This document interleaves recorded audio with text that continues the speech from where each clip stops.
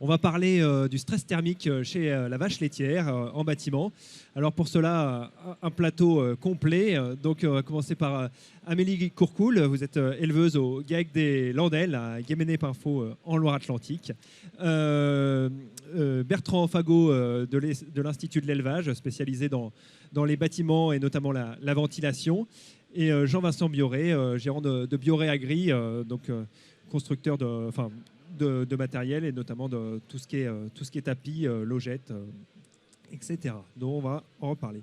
Donc déjà une première question pour vous, Amélie. Est-ce que vous pouvez présenter votre ferme rapidement, et quand on parle de stress thermique, est-ce que c'est quelque chose qui vous parle, qui est un sujet important aujourd'hui pour vous dans vos choix?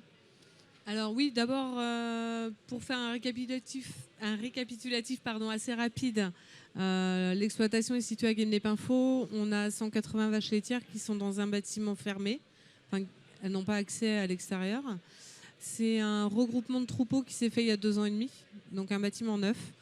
Pour la construction de ce bâtiment, on a fait appel à la Chambre d'agriculture de Loire-Atlantique. On a fait confiance à Julien Hamon, qui a dessiné le bâtiment, qui l'a implanté aussi. Et ça avait une importance énorme pour nous, parce que donc on savait que les vaches ne seraient pas sorties. Et pour nous, une vache qui est bien, c'est une vache qui produit. Et c'est dans nos objectifs, c'est d'avoir des vaches productrices. Du coup, Julien nous a aidés pour l'implantation du bâtiment. Et il nous a aussi mis en contact avec la société Bioré, qui faisait des matelas qui nous ont intéressés, parce qu'ils correspondaient complètement à nos attentes en tant qu'éleveurs. Bon, on va revenir sur votre choix de bâtiment. Et quand on parle confort thermique, ça a été un des éléments de choix, même en Loire-Atlantique. Parce que les étés sont quand même chauds en Loire-Atlantique. On a beau être sur la côte, mais... Alors, quand on a fait le bâtiment, on a eu un premier été qui était assez chaud par moment. Et on s'est rendu compte que nos vaches restaient couchées, qu'elles n'avaient pas l'air de souffrir. Elles souffraient, mais pas plus que ça. Et au niveau de la production, en fait, elles ont perdu à peu près 1,5 kg sur 3 jours. Ce qui n'est pas énorme par rapport à d'autres dans notre entourage qui ont perdu beaucoup plus que ça. Le deuxième été a été à peu près similaire. Et en fait, l'été dernier, l'été qui vient de passer, a été beaucoup moins chaud. Ça, on l'a tous remarqué.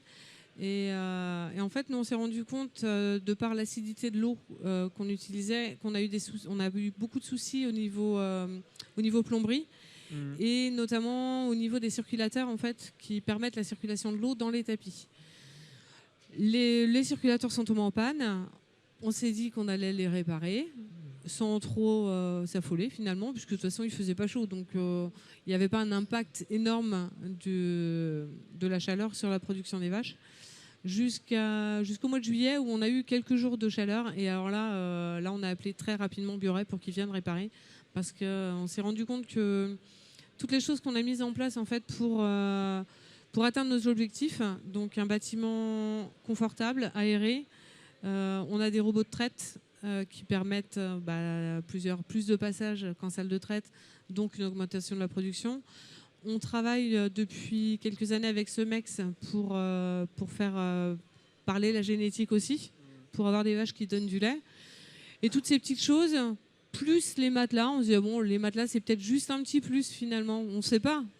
Ils fonctionnent tout le temps. Donc finalement, on ne connaît pas trop l'impact que ça a jusqu'à l'été dernier. Et là, je peux vous assurer que l'impact, on l'a bien ressenti. Vous avez perdu combien de litres du coup? Alors, on est passé de 39 kg par vache à 35, 34, 35, 34 même. Ouais. Et après réparation, vous avez vu remonter c'est remonté. D'accord. Ça a été vraiment... c'est flagrant, quoi. Bertrand Fagot, quand on parle de stress thermique chez une vache laitière, c'est quoi les enjeux? Comment on voit qu'une vache est en stress thermique? À partir de quelle température, quelle hygrométrie on peut parler de stress thermique? Oui, donc la vache, c'est un ruminant, donc résiste très bien au froid. La température de confort, elle est de 4 à 15 degrés, vraiment de confort. Et dès 22 degrés, 50% d'hygrométrie, c'est-à-dire un THI environ de 68, en fait, la vache en fait, doit déjà s'adapter aux chaleurs. Donc c'est-à-dire que nous, en fait, quand on est bien l'été à 28, 29 degrés, la vache, elle est déjà en stress depuis longtemps. Donc elle n'a pas du tout les mêmes besoins que l'humain. Voilà, donc ça c'est quelque chose d'important à prendre en compte et la filière laitière à travers le CNIEL et les organismes de conseil en élevage depuis 2018, donc il y a eu un programme d'études et de recherche en fait d'analyse de bâtiments, d'expertise de bâtiments pour vraiment définir un plan d'action en fait pour gérer notamment ce stress thermique. Et quelles sont les bases, le B.A.B.A. à mettre en œuvre sur un bâtiment pour limiter déjà à moindre frais le stress thermique en l'été? Voilà. Alors dans le cadre notamment de ces travaux, hein, on s'est rendu compte qu'il y avait toujours des petites choses à gratter dans chaque bâtiment, quel que soit le type de bâtiment. Et c'est vrai qu'en bâtiment vache laitière, il n'y a pas de standard. Tous les bâtiments sont différents, donc et il y a toujours des choses à réfléchir. Et on s'est rendu compte qu'il y avait notamment certains préalables à respecter. La première, c'est déjà le confort. Une vache qui est fatiguée déjà avant un épisode de forte chaleur parce que les logettes ne sont pas confortables, le sol n'est pas confortable, les réglages ne sont pas satisfaisants, ou le bâtiment il est trop serré parce qu'on a une augmentation des effectifs peut-être temporaire des fois dans un bâtiment trop petit. Les vaches vont souffrir beaucoup plus d'un épisode de stress thermique. Et ensuite, il y a des fondamentaux à respecter d'abord avant d'investir dans des équipements. Donc c'est l'abreuvement. Le nombre d'abreuvoirs, la disposition des abreuvoirs, l'emplacement, la circulation autour des abreuvoirs, la qualité de l'eau, on en parlait tout à l'heure, la propreté des abreuvoirs, l'entretien. Donc ça, c'est un premier point. Et de l'eau libre, qu'elle puisse boire facilement, abondamment. Voilà. La vache, elle va doubler quasiment sa consommation quand on va passer à 30 degrés par rapport à l'hiver. Donc il faut en effet de l'eau et en quantité. Ça va participer à la thermorégulation. Donc la deuxième chose, en fait, c'est la ventilation naturelle. Donc il faut en effet des bâtiments aujourd'hui avec une ventilation transversale durant l'été, avec des vitesses d'air en fait en partie basse, c'est-à-dire pour rafraîchir l'animal par convection. C'est-à-dire le moindre flux d'air va permettre en fait à la chaleur en fait de se dissiper. Donc ça c'est la deuxième chose. Et troisième, ventilation transversale, mais l'effet cheminée ne suffit pas? Alors en été, donc vous savez très bien qu'en été, l'environnement à la fois autour du bâtiment et dans le bâtiment va être très chaud. Donc on n'aura pas ce gradient de pression. Donc on peut avoir en effet un léger effet cheminée, mais qui sera beaucoup moins opérationnel que l'hiver. Donc il faut vraiment bénéficier d'une ventilation transversale. Donc là, l'implantation du bâtiment et le conseil qui peut être donné au niveau de l'implantation des bâtiments par les conseillers dans les régions sont fondamentaux. Donc ça, c'est le premier point. Et deuxième point, une chose sur laquelle on travaille aussi depuis quelques années, et on s'est rendu compte que c'était très très important, c'est le rayonnement. Voilà. Aujourd'hui, il faut apporter de la lumière au sein des bâtiments pour en effet le bien-être animal, l'hiver comme l'été, mais sans apporter de chaleur.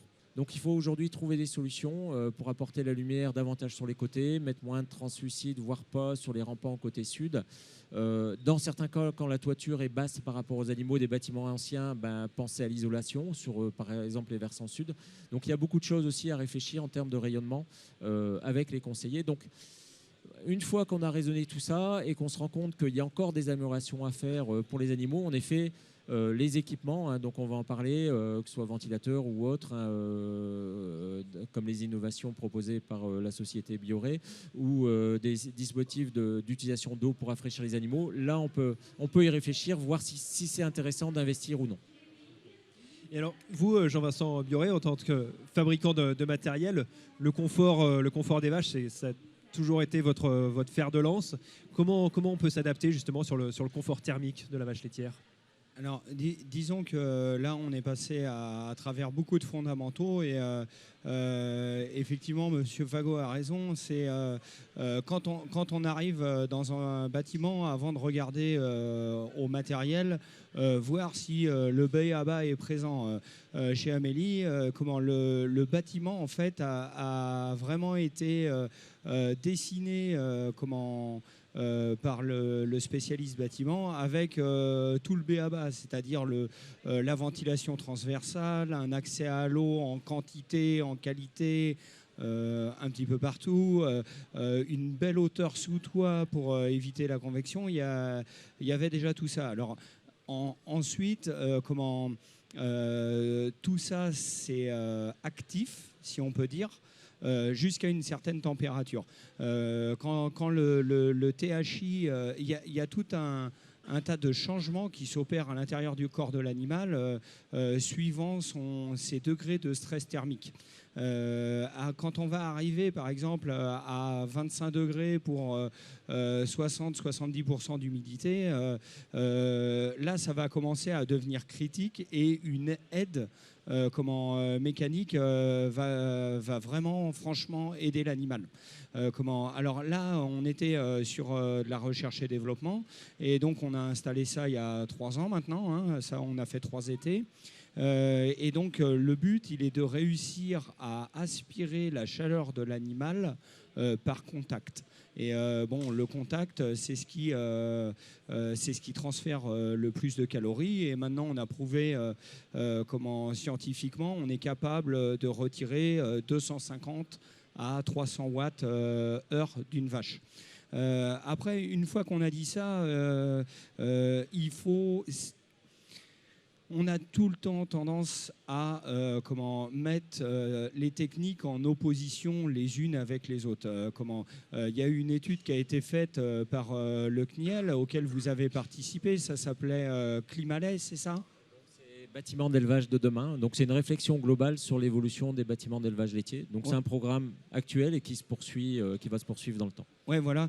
Et en fait, donc tout le monde est sur le sujet. Hein. Et comment est-ce qu'on adapte nos élevages au changement climatique de demain ? Parce que ça, c'est une vraie question. Et quand on analyse ça et qu'on voit les projections de hausse de température ou les pics de chaleur dans le futur, c'est pas une méthode ou l'autre. C'est l'intégralité des méthodes doivent être appliquées. Parce qu'elles ont leur seuil, finalement, où elles ont une efficacité. Et au bout d'un moment, c'est pareil, on parlait de production chez Amélie. Aujourd'hui, t'es à combien en production moyenne ? Par vache, on est à 39 kilos. Ouais, donc c'est déjà des vaches qu'on considère comme hautes productrices. Elles génèrent énormément de chaleur dans le rumen. Oui. Et du coup, elles deviennent plus sensibles aux variations thermiques. Et dans ces conditions-là, c'est vrai qu'il faut utiliser tous les outils pour lutter contre le stress thermique disponibles. Et justement, le couchage en plein été, quand il fait très chaud, qu'est-ce qu'elle va faire, la vache ? Est-ce qu'elle va plus rester debout, plus rester couchée ? Comment on peut l'adapter ? Est-ce qu'il veut répondre ? Alors là-dessus, j'aimerais que vous introduisiez avec les conséquences du stress thermique sur une vache et sur le couchage, du moins les conséquences, parce que vous êtes plus légitime que moi là-dessus. Donc les conséquences du stress thermique sur une vache laitière en fait sont assez nombreuses. Hein. Il y a des conséquences directes. C'est-à-dire la première chose qu'on va voir, c'est la chute en lait, en production. Mais ça veut dire que déjà avant, il y a eu des adaptations. C'est-à-dire que la vache, c'est un ruminant. Au plus elle produit, au plus elle rumine, au plus elle produit de chaleur. Et donc la première chose qu'elle va faire pour s'adapter, en fait, elle va réduire son ingestion. Voilà. Et donc derrière, en fait, ce qui va se passer, c'est que la production, quelques jours après, va commencer à baisser. Et c'est là qu'on a des impacts. Donc ces impacts, ils seront en effet importants quand les niveaux THI seront importants et quand il y aura aussi, il y a une notion aussi de charge thermique, c'est-à-dire que quand les nuits sont fraîches, en fait, l'animal a une capacité de récupérer, même si le THI de la journée monte au-dessus de 68 ou 72 ou 75. Voilà. Par contre, quand ça commence à s'accumuler, c'est là que les effets sont très très importants et on a pu mesurer en 2019 dans certains élevages des chutes de 8 à 10 kilos de lait. Donc c'était pas une moyenne, c'était instantané et puis après ça remonte. Mais sur des périodes de 10 jours, ça pouvait faire 2-3 litres en moyenne, quoi. Voilà. Et donc, ça, c'est le premier impact. Le deuxième impact, c'est la repro. C'est-à-dire que la vache, elle va se dire, là, il fait chaud, je mets mes conditions de repro en fait, en veille. On verra ça plus tard. Donc ça, deuxième impact. Troisième impact, c'est qu'elle va rechercher la station debout. Parce que pour bénéficier en fait du moins de mouvement d'air et puis quand elle est couchée, il y a 30% de son corps en fait qui n'a pas d'échange thermique sauf à part des solutions innovantes. Si le sol est isolant, ça lui laisse 30% de oui, donc ça c'est des innovations qui peuvent permettre de réfléchir demain. Et ensuite aussi, on aura du coup davantage de boiterie potentielle, davantage aussi de problèmes potentiels de dégradation de l'immunité, donc qualité du lait, composition du lait, voilà. Donc un tas de facteurs. Il y a des facteurs qu'on voit et des facteurs qu'on voit moins et qui auront potentiellement aussi des effets retard. Les retards, ça peut jouer sur le taux de réforme aussi, par exemple. Ah bah oui, on voit que ce qui pourra jouer sur la longévité, voilà, le confort, le bien-être des animaux sera positif pour la longévité, oui, ça c'est sûr. Jean-Vincent, ça peut se mesurer ça en nombre de litres de lait, ces effets-là? Alors oui, tout à fait, mais je voudrais rebondir, c'est sur les boiteries, octobre-novembre. Moi, j'avais rencontré un éleveur et on en parlait juste avant de rentrer là sur le plateau, qui m'a dit, en fait, effectivement, moi, je perds du lait pendant l'été, mais c'est pas là où réellement je perds mon argent. C'est l'animal, il va rester tellement debout. Pendant les 2-3 mois où il va y avoir de la chaleur, que je vais perdre mes animaux ou les mettre à la réforme en octobre-novembre. Et tous les ans, c'est la même chose. Et avec cet éleveur-là, c'est pour ça qu'on parlait du stress thermique. Alors après, effectivement, nous, on est en train de... Parce qu'on étudie aussi, c'est un domaine où on a... il y a beaucoup de choses qui sont connues et qui doivent être appliquées, mais il y a des choses où on doit affiner finalement nos connaissances. Et donc, en partenariat avec Oniris, là, on a un démonstrateur à l'étude, on a appelé ça le projet Boviclim. Et le but, il est de mesurer l'impact de l'énergie qui est absorbée par le matelas et également de voir s'il y a une différence entre un matelas qui est uniquement de confort, où l'animal il va avoir les 30% de son corps isolé, et un matelas refroidi. Donc si on arrive à avoir sur un matelas refroidi les mêmes temps de repos qu'en hiver, quelque part, pour les problèmes de pattes, on a gagné. Et ça peut se mesurer, ça peut avoir un réel retour sur investissement parce qu'on peut se dire investir dans des tels systèmes pour quelques jours de canicule, ça paraît beaucoup, mais si vous dites que c'est plutôt sur peut-être les 3 mois d'été, ça peut se justifier, parce que le THI, c'est plus au-delà de 22 degrés. Donc 22 degrés, dans beaucoup de régions de France, on y est très vite, quoi. Ouais, de plus en plus, bon, à part cet été, hein, tout le monde est d'accord là-dessus. Mais quand même, si on fait des moyennes, ouais, ça a tendance à plus chauffer. Grosso modo, on est capable par zone d'extrapoler des pertes de lait de manière assez précise et assez fine maintenant. Donc c'est le genre, on fait des études de retour sur investissement, tout en rappelant forcément les fondamentaux, parce que on fait ça en partenariat aussi avec des vétérinaires. Et donc c'est à double titre, c'est-à-dire non seulement il y a ce qu'on peut voir en direct, c'est-à-dire le lait, et en indirect sur les problèmes de pattes. Le but étant d'augmenter la moyenne de lactation. Aujourd'hui, une moyenne de lactation à 2,5, 2,6, bon, on n'y est pas. La moyenne en Allemagne, elle est de 3. J'ai envie de dire, une moyenne objective pour une bonne rentabilité d'un élevage devrait être de 3,5. Et là, on commence à parler de résultats qui vont bien. Donc là, quels sont aussi les outils complémentaires qu'on peut mettre en place? Je pense notamment à la brumisation, au douchage. C'est peut-être des choses qui sont peut-être plus faciles à mettre en place, ou pas? Donc ce qu'on a dit, c'est qu'il faut vraiment respecter en effet les fondamentaux d'abord. Si on met un ventilateur dans un bâtiment rayonnant ou trop fermé, on va brasser de l'air chaud et cet air vicié ne sortira pas du bâtiment. Donc ça, c'est vraiment les préalables à respecter, hein. Ensuite, la ventilation mécanique, ce qu'on va rechercher, c'est des vitesses d'air en période de forte chaleur, hein, parce que la ventilation mécanique peut parfois, dans des bâtiments, par exemple enclavés ou en fond de vallée, ou dans des zones où il n'y a pas de vent du tout, peuvent permettre des fois d'améliorer le renouvellement d'air. Mais ce qu'on va vraiment chercher en période de forte chaleur, c'est des vitesses d'air au niveau des flancs des animaux. On va rechercher 1 mètre seconde au niveau des animaux.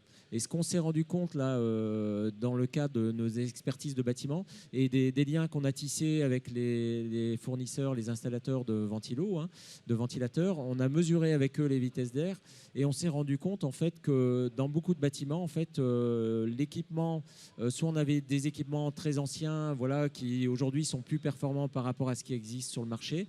et que quand on a aujourd'hui du matériel plus performant, souvent le niveau d'équipement n'est pas forcément suffisant dans les bâtiments, ce qui fait qu'on a des zones très hétérogènes de confort dans les bâtiments. Donc on améliore partiellement dans certaines zones, mais quand il fait très chaud, les animaux vont se concentrer et du coup la chaleur produite par ces animaux, ça pose un souci aussi. Et voir dans les bâtiments robots, ça va empêcher la circulation vers le robot. Voilà, donc le raisonnement de la ventilation mécanique, c'est aussi quelque chose, et le type de ventilateur peut être différent suivant les configurations de bâtiments, à prendre en compte et à assimiler. Et l'objectif, vraiment, c'est de mesurer les vitesses d'air et les effets réels de cette ventilation mécanique. Ensuite, l'utilisation de l'eau. L'eau doit être utilisée une fois qu'elle est évaporée. Il faut l'évaporer tout de suite. C'est-à-dire que on n'ajoute pas de l'eau, vous voyez, on parle de confort, c'est le THI, température, humidité. Si on ajoute de l'eau et de l'humidité dans un bâtiment qui serait trop fermé, c'est la catastrophe pour les vaches laitières. Ouais. Par contre, si l'eau peut être utilisée en appoint, en fait, pour bonifier la ventilation mécanique dans des zones très très chaudes, très très continentales, voilà, où on a des niveaux THI très importants tout le temps. Et donc dans ce cas-là, en fait, il faut absolument on douche ou on brumise et il faut tout de suite évaporer et avoir des séquences de mouillage et d'évaporation. Pas un mouillage complet, régulier. Voilà. Donc ça, c'est très très important et on voit que c'est des messages qui doivent passer en fait dans nos campagnes et véhiculés par tout le monde, par les conseillers autour des éleveurs et pris en compte par les éleveurs. Oui, complètement. Je me permets de rebondir, mais c'est vrai que quand la ventilation n'est pas effective, finalement, les animaux se regroupent. Je crois que c'est un réflexe, finalement. Et finalement, elles se réchauffent les unes les autres. Et ça devient le drame, quoi. C'est-à-dire que finalement, une ventilation qui est mal calibrée ou qui ne fonctionne pas de la bonne manière peut être encore bien pire que de ne pas avoir de ventilation bientôt. Amélie Courcoul, vous avez au GAEC de la Landelle créé un bâtiment neuf pour plusieurs décennies, j'imagine. Est-ce que vous l'avez prévu aussi dans un contexte de réchauffement climatique global et donc quel va être notre bâtiment aussi dans 30, 40 ans pour cela? Est-ce que c'est quelque chose que vous avez pris en compte justement? Alors, on l'a pris en compte. On a aussi franchement suivi les conseils de Julien, de la Chambre d'agriculture. Ces conseils, c'était déjà d'avoir un bâtiment ouvert.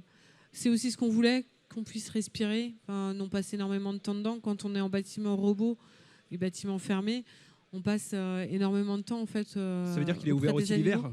C'est aussi ouvert l'hiver, mais finalement quand on bouge on n'a pas froid. Et enfin si, il y a des fois on a froid quand même, mais finalement je pense que le confort des bêtes passe avant le nôtre, le confort thermique. Nous on met un pull de plus et puis c'est bon quoi. Alors qu'une vache elle n'a pas d'autre solution finalement que ce qu'on lui apporte. On a l'habitude de dire c'est un bâtiment qui est fait pour les bêtes, c'est pas un bâtiment qui est fait pour l'humain. Et en fait, quand nous on en froid, l'animal il est bien. Quand nous on est bien, l'animal il a chaud. Et quand nous on a chaud, l'animal il est vraiment en détresse thermique, quoi. Eh ben, merci à tous pour ce résumé sur le stress thermique. Merci. Merci. Merci à toi.